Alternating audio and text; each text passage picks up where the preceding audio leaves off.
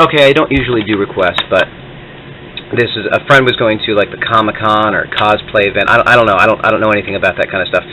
But they really like Rage and Fallout and stuff. So I have themed this one over an you know, in that universe.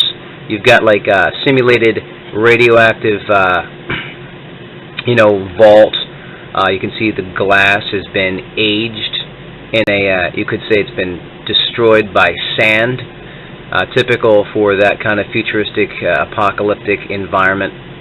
And the illumination is just a flickering LED run by a 2032 button cell battery. So I do have many other illuminated models though and stuff like that. Check out my Etsy store for all of my other belt buckles.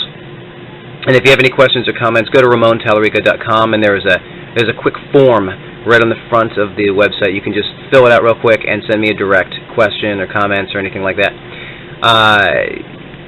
If you like my work here on YouTube, subscribe and you know, leave a comment below. And that's pretty much it.